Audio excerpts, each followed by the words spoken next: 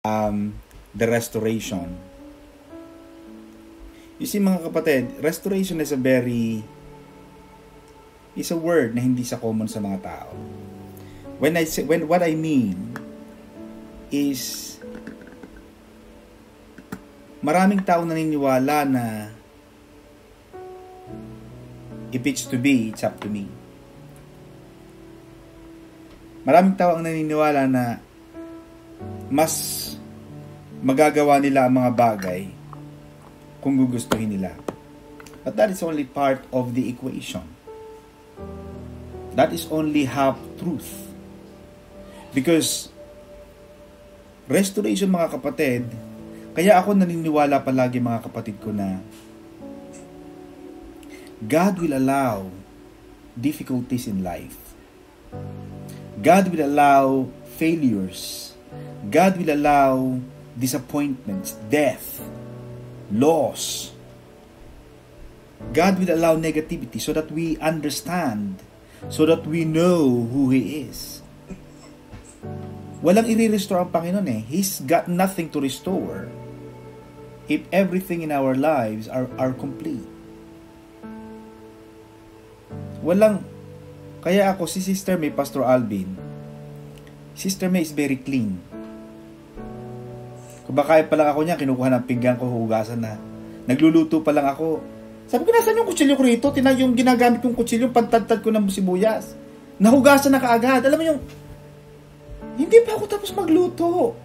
Alam mo yung nagluluto pa lang ako, hinahanap ko yung gamit, wala na. Nasan yung lalagyan ko ng sibuyas, nasan yung mangkok dito? Nahugasan na niya. Gusto niya, ayaw niya may nakikitang kalat. Pag may papasok na madumi ang paa, may nakalagay pa sa pinto namin, please leave your shoes. Do not enter with your slippers dirty. Sabi ko, alam mo baby, mas pasalamat ka. May mga nagdudumi sa bahay. Alam mo kung bakit? Ang pinakamahirap maglinis, Sister Sarah, the hardest thing to clean is a house that has no dirt. The hardest thing to clean is a house which is clean already. Kasi wala kang lilinisin eh. Eh di magpasalamat ka, nadudumihan, kahit paano nadudumihan, at least pag naglilis ka, worth ang paglilinis mo.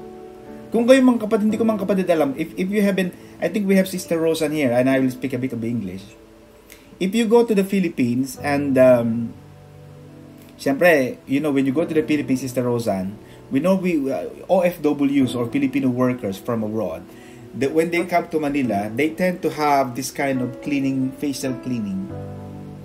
And I think alam to ni Pastora in Harrison Plaza where we have a small place there in Vito Cruz. There is a Harrison Plaza and there's a facial spa which is called Face to Face. The Face to Face, I think Sister Maripe, can you I think Pastora doesn't know that she's on. Yeah, thank you po. On the face to face mga kapatid, Sister Sarah, napansin mo yung mga facial people who will clean your face, Sister Marife, they will have a small towel here, the white one, and a small device to remove your blackheads. Yeah, Pastor Abi, nagawa mo na yan? Have you done it? Have you had your facial cleansed and then there was a white towel there, and when you were like with a pepino cucumber, and then maybe an hour later, sir, bango na, you get up now. Why? It's finished. And the next thing that you will see, Sister Marife, is the dirt from your face. They want to show you how much dirt is in your face, and you will appreciate, because what? Those are the dirt in my face? You thought that your face is clean. But when they show you how much dirt, blackheads, redheads, whatever heads, whiteheads, ang nandoon sa mukha mo, you will say, my God. And you felt good because your face was cleansed. You see, this is what Pastor Alvin was saying. that whenever God restores anything, ang sabi ng Panginoon, He restores it to a place greater than it was before. Kaya tama yung sabi ng Panginoon, Sister Marife, that the glory of this latter house shall be greater than of the former. The glory of this latter house shall be greater than of the former. Kaya mapapansin mo, kasi ang Panginoon expert dyan sa pag-restore. Expert siya dyan. Marami siyang kayang baguhin ng Panginoon yung mga bagay na ninakaw sa atin. Kaya pag nanakawang ka, nawalan ka, magandang hanapin din at ipagtanong. Pero kung talagang nawala at hindi mo na makita, God will restore everything that has been stolen from your life. He wants to heal. Gusto ng Panginoon na pagalingin ka. And He wants to heal everything that hurts. And every hurt, every pain, gusto ng Panginoon na ibalik ulit. Yung dati mong nawalang lakas, yung nagkasugat ka, pagagalingin ng Panginoon ang mga sugat natin. At yung mga hapdi ng buhay, nawalan, ninakawan, niloko. Pero alam mo, sabi ng Panginoon, there is no life so messed up na hindi kayang i-restore, hindi kayang ibalik ng Panginoon. Amen? Kayang ibalik ng Panginoon yun. Lord, nawala ito sa akin, naniniwala ko, pag nagbalik ka sa akin, pag in-restore mo ito sa akin, Panginoon, mas doble. Lagi ako naniniwala doon. Huwag tayong maubusan ng tiwala sa Panginoon. Huwag tayong mawala ng tiwala sa Diyos. Lagi tayong magtitiwala sa Kanya. Na pag naubusan tayo, ibig sabihin, may pagkakataon ng Diyos para magpakilala ulit siya. Na siya si Jehovah Jireh. Na ang Panginoon ay si Jehovah Jireh, siya ang nagpupuno. Paano mo malalaman nagpupuno ang Diyos? Lagi ka naman palang puno. Di wala nang pinupuno. Kasi puno ka na eh. Kaya ang nililinis ng Diyos yung madudumi. Ang pinupunan ng Diyos yung mga wala. Kaya sabi ng Panginoon, mapapalad ang mga taong ganito sapagkat pupunuan sila ng Diyos. Kung puno ka na, hindi ka nahihingi sa Diyos. Kaya ako mga kapatid, pagka tayo ay kahapon sa ating pag-aaral na salita ng Diyos, we were reading sa Italy, we were reading the book of Mark. Saint Mark chapter 8. And at that time, mga kapatid, Jesus was feeding the 4,000. Not the 5, but the 4,000. And you would see that they were in the wilderness. They were in the desert. They were in the nowhere. No stores, no shops to buy food.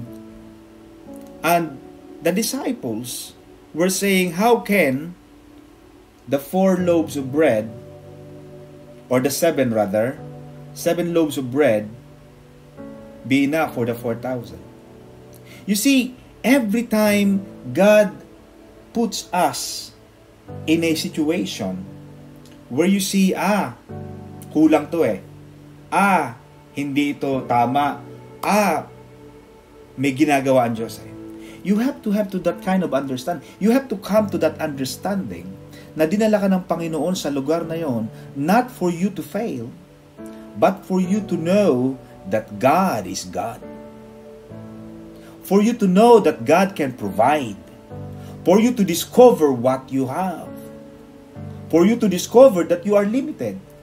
And for you to know that God is a sovereign God. That God is unlimited God. Kaya ka dinadala ng Panginoon doon.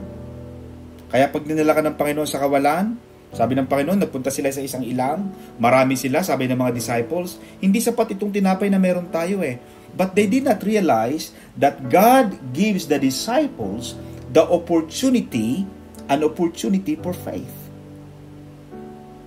God will put, you remember, one time, tinatanong ng mga disciples, Panginoon, sino po may kasalanan? Who is the one to blame? Is it the parent of this? Or this boy who was born blind? Who is going to be blamed? Sino ang dapat sisihin? Magulang ba? O itong batang ito na pinanganak na bulag? Sabi ng Panginoon, no, nobody. We created him like that. Because by having that disease or sickness, our glory, sabi ni Jesus, will be displayed. Kasi kung walang sakit, kung wala kang karamdaman, hindi mo ma-appreciate yung restoration. Napansin mo, na-appreciate mo ang restoration kapag may nawala sa'yo. Sample, last week, I lost $100. The whole $100. It was in my pocket. At siguro, Sister Marife, pagdukot ko ng susi ko, $100 ha? Just isang ano lang yon. Alam mo, hinanap ko yon. Hindi ko nakita. Kaya, every time na magkakaroon ako ng pocket money, talagang nilalagay ko sa bulsa ko, ina-appreciate ko siya. Noong nabalian ako ng kamay, ang hirap pala ng iisang kamay, Sister Maripe. Yung isang kamay, Pastor Alvin, nabali ka, ang kamay mo, ang hirap. You will appreciate the restoration after the pain. Yung mawala ng magulang, mawala ng ina, for example. Kaya sabi ko kay Sister May, mahalin mo yung daddy mo ngayon. Kasi wala ka ng nanay eh. At mahirap ang walang magulang. Mahirap yung mawala ng anak. Naalala ko, Sister Maripe, when Sister Lab lost Sister Biel, when she was very young in SM. Alam mo yung, sa laki ng SM Batangas, Brad Pastor Alvin, the SM Batangas, Sister Rosan, SM Batangas is like a mall. A very wide, big mall that it may take you one day, really, to just go around and look for one shop, maybe, window shopping. We've lost Biel. We had a call from all the guards, Sister Arlene, all the, exits and entrance. Alam mo, almost 2 hours. Hinanap namin, hindi na namin siya makita. Miyak siya. Biel. Alam mo na makita niya si Biel? Nandun lang sa may isang starfish, sa may aquarium, Pastor Alvin na. Sabi niya, Ma'am, are you okay? Why are you crying? Sabi niya, we were looking for you for 2 hours. My God, what are you doing here? I'm looking to the fish. But I realized that since then, my sister Love appreciates more of having her children. Doon mo na-appreciate ang buhay yung misang nawala sa'yo. Kaya nga tama ang kasabihan huwag mong hayaang mawala sa'yo ang mga bagay na mahalaga. Huwag mong hayaang mawala sa'yo ang mga bagay na ayaw mong makitang hawak ng iba. Nagre-restore ang Panginoon. Nagpapakita ang Panginoon sa panahon ng ating mga pangangailangan. Doon lumalabas ang Diyos Kaya gusto niya palagi na hinahayaan niya yung kawalan. Kasi kung walang kawalan, kung lahat ng bagay perfect, ideal world yan, wala siyang pagkakataon para makita mo ang kanyang nature, ang kanyang katangian. Wala tayong pagkakataon upang may pamala sa Panginoon ng ating pananalig.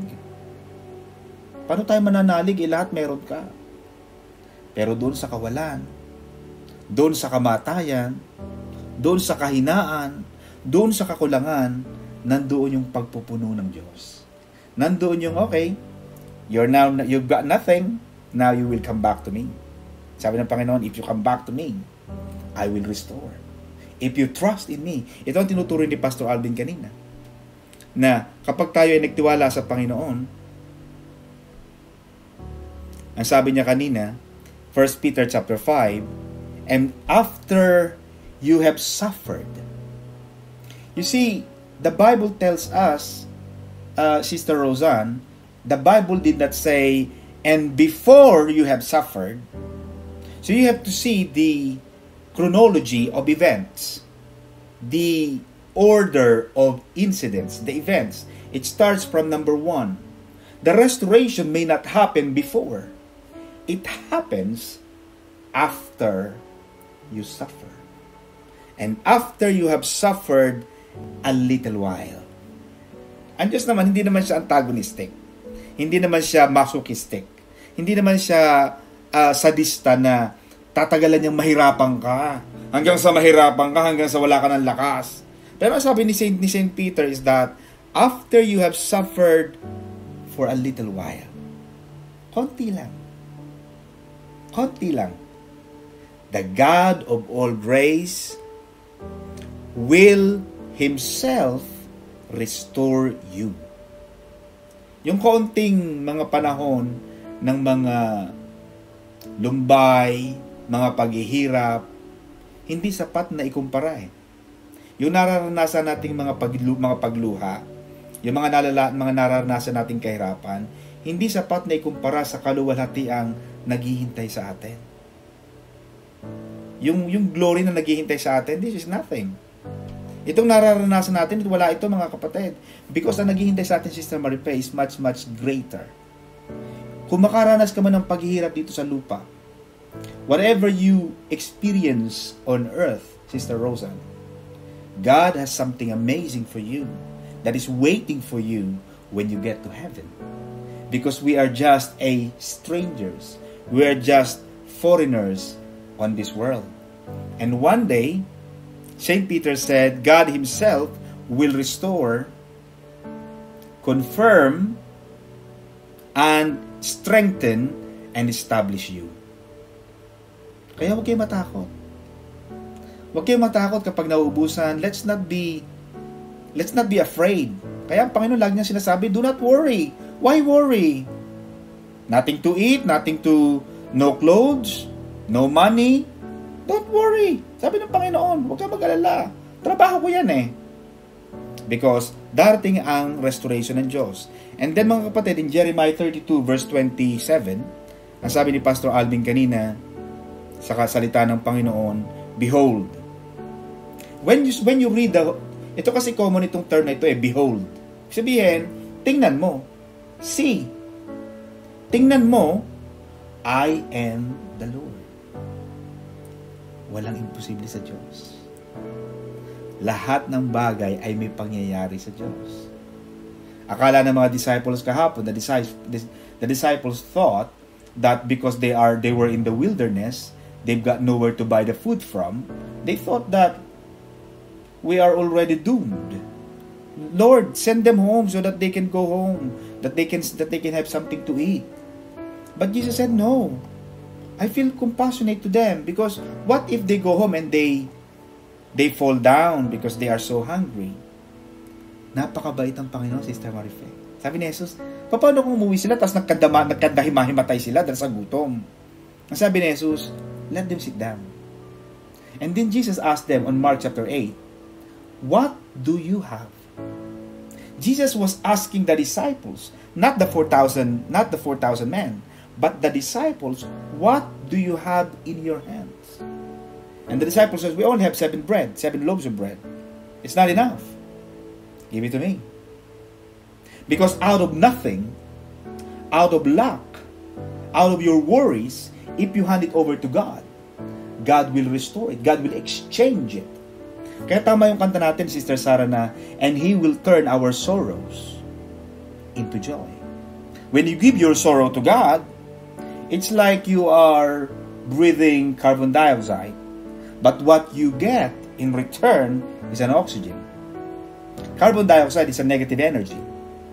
But what you get from the trees, what you get from the environment, from the nature, is an oxygen that makes you alive. And this is what Jesus wants you to do. Wants Him to do for you. Na ang lahat mong ibinibigay, whatever you give to God, He will restore it. He will exchange it. And He will make sure, mga kapatid, that the second time around, you are gonna be much, much better. Mas malakas. Napansin mo ang tao, Sister Marife, pag ang mga taong dumating galing sa mga pagsubok, kaya nga tama ang kasabihan na ang sundalong tinatamaan ng bala, lalong nagsisigla ang tapang. Pag tinamaan ka ng bala, yung napahiya ka, yung parang may nangyari sa'yo, lalo kang tumatapang, lalo kang lumalaban eh. Eh kung hindi ka nasaktan, hindi ka nahirapan, walang pagsubok sa'yo, walang i-restore ang Panginoon eh. Because, hindi mo naman kailangan eh, ng restoration because there's nothing to restore. Kaya sabi ng Panginoon, Sister Marife, the only people that needs a doctor are those sick. If you are well, then you don't need God. You don't need me, sabi ni Jesus. But I came to seek and save the lost. Kaya minsan mapapansin mo mga Pariseyo, why this Jesus, so-called a prophet, or he claims to be God, but why is he eating with the sinners? Because the sinners needs restoration. The sinners need salvation. The doomed, the dead people needs a savior, and that is him. Sabi ni Jesus, I came to restore. I came to give them life. Yun ang gusto ng Panginoon. Kaya, sabi ng Panginoon dito sa Jeremiah 32 verse 27, is there anything too hard for me? Kaya maganda itong ating Bible study. If you keep following it, if you keep listening to it, you will discover the true nature, the character, the full attributes of God. Malalaman mo siya eh. Kaya sinasabi, Sister Maripe, na ang pakikinig, faith comes through hearing, and hearing the words of God. Doon nagsisimula ang karunungan. Doon nagsisimula ang pananampalataya. Kung hindi ka makakarinig ng ganito, how would you know God? Hindi mo makikilala masyado ang Diyos sa pagbabasa o sa pagbabasa ng mga quote. But the Bible tells us that faith comes when God speaks. Kaya mapapansin mo, Sister Marife, that God even expressed Himself as the Word. In John chapter 1 verse 1, in the beginning was the Word. And the Word was with God.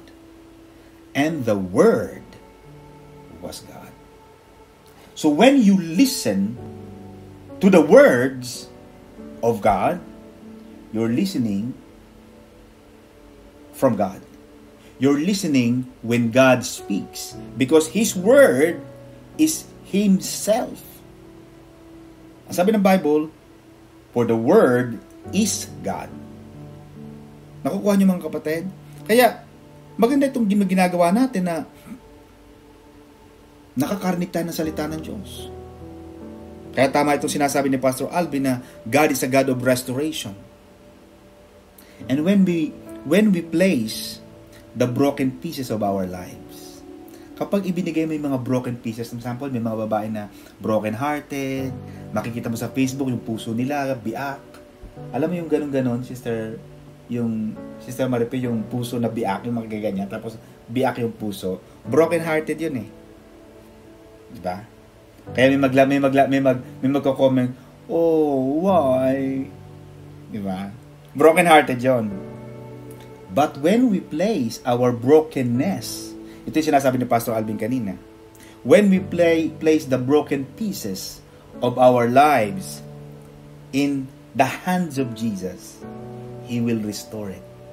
He will find the most painful part of your body, of your life, and will make it, and will turn it into beauty. Kaya may kanta tayo na nasa Job yun eh, He will turn ashes into beauty. He will make all things beautiful in His time. He will restore them. He restores them to a beauty that far outshines the former. Yung dati mong maganda na, pero nasira, pero binalik ng Panginoon yan, mapapansin mo, ganda ng ginawa ng Panginoon. Kaya pala ako nawala ng trabaho. Si Brother Jairek, kaya ako natutuwa sa kanya eh. Nawala siya ng trabaho eh. Pero kala ng mga tao, loser siya eh. Kala ng mga tao, nawala ng trabaho. But would Could that be the way of God for him to discover what he's got? Kung nakarinig kayo mga kapatid, if you were on with us last 5 minutes, Pastor Alvin, if you were with us on last Sunday, that preaching really, up to now, it's really in me. Kasi Pastor Alvin, Moses was called to lead the Israelites. And you would see that Moses is nowhere to go. He has nowhere to go. In front of him was the Red Sea, and at the back were the chariots, the premier, the finest warriors of Egypt were chasing them. And the Israelites could hear the hoofbeats of the horses, the chariots, and they've got nowhere. And Moses called unto God, Lord, are we going to die? Sabi ng mga tao, sabi ko na sa iyo, Moises, dapat bumalik na tayo sa Egypt. Ayaw namin umalis doon, bumalik na lang tayo. Sinisisi ng mga tao si Moises. And God responded to them, say, why are you calling me? Why are you crying to me? Move! Keep moving! Sabi ng Panginoon, keep moving! They've got nowhere to go. And then, when they were moving, Moses said to God, Panginoon, Lord, we are now coming to the Red Sea. What are we going to do? And God said to Moses one thing. God said to Moses, what do you have? And God and Moses showed the stick. Moses showed the stick. And Moses said to God, Lord, what do you want me to do with that stick? God said to Moses, Moses, put the stick by the Red Sea. Itapat mo ang tungkod mo sa dagat na pula. Lord, this stick, I've been with this stick for many years. Moses taught Sister Marivic and Sister Marife that the stick was only used to walk. He used the stick for many years to clear the way, the grasses, to hold him while he walks going to the Mount Sinai. But God said to Moses, put the stick next to the Red Sea, and you will see that I will divide the waters in the front of your eyes. You will see them in your naked eyes, that I will send the strongest wind that will make the sea wall. And as you pass through to the dry ground, there was no mud, hindi maputik ang dinaanan nila. The angel were at the back, because God said to Moses, don't worry, Moses, I send an angel behind you to make sure that you are protected. The stick was used by God. Ginamit ng Panginoon ang stick na yon para makalabas ang mga Israelita out of Egypt. Para makita nila ang himala ng Panginoon. But more importantly, in my opinion, mga kapatid, that particular incident was the first for me, the greatest, one of the greatest miracles of God. Because Moses discovered not only God is a true God, but he discovered the purpose of what he has. Doon niya nalaman na yung palang hawak niyang stake has a different purpose. He only thought that stake was nothing. But when we've got nothing, we thought that everything is lost. We thought that everything is in ruin or destroyed. But when we come to that point of thinking that we have nowhere to go, God will ask you, what do you have? Kahit wala ka na, kayang ibalik ng Panginoon. God will restore. And God will show you His true power. When you are broken, when you are in pain, when you are defeated, God will be there to restore.